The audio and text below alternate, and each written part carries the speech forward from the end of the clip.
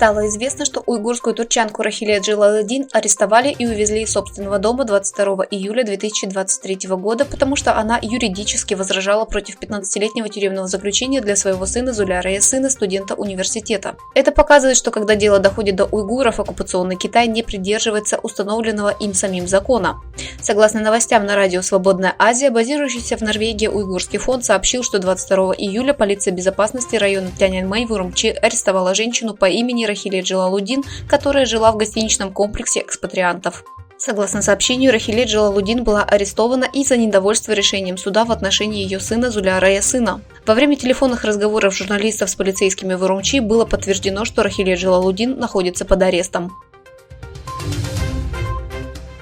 На фоне политики систематического геноцида Китая в Восточном Туркестане под названием «Адаптация ислама к китайскому социализму», Китай, считая все репрессии и религиозные ограничения недостаточными, организовал встречу по так называемому настаиванию на китаизации ислама в Синьцзяне и дал понять, что это еще больше усилит преследование мусульман.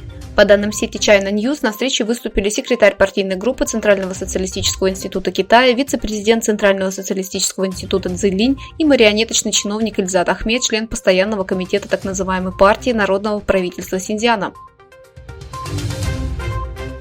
Сообщается, что президент Индонезии Джоко Видодо пообещал инвестировать не менее 13 миллиардов долларов от китайских компаний после встречи с президентом Китая Си Цзиньпином. Хотя пока не ясно, в какие области Пекин будет инвестировать, объявлено, что китайский производитель стекла Xeni Glass подписал меморандум о взаимопонимании с Индонезией об инвестировании 11,5 миллиардов долларов.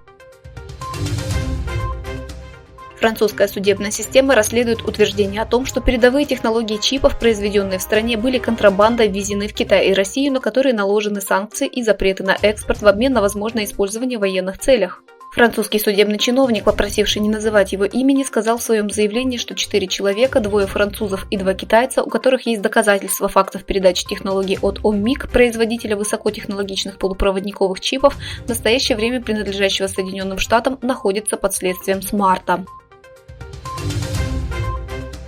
Министр иностранных дел Южной Кореи Пак Джин выступил на турецком языке на совместной пресс-конференции с министром Фиданом.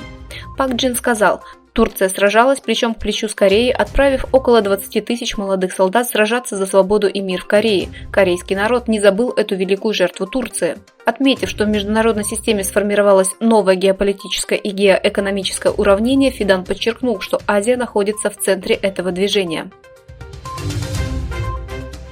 Саудовская Аравия объявила, что рабочие, гостевые и резидентские визы в ее представительствах и консульствах в 12 странах, включая Турцию, теперь будут выдаваться с QR-кодами на бумаге формата А4. В заявлении отмечается, что электронное оформление этих виз было начато в представительствах и консульствах Турции, Пакистана, Йемена, Судана, Уганды, Ливана, Непала, Кении, Марокко, Таиланда, Вьетнама и Шри-Ланки.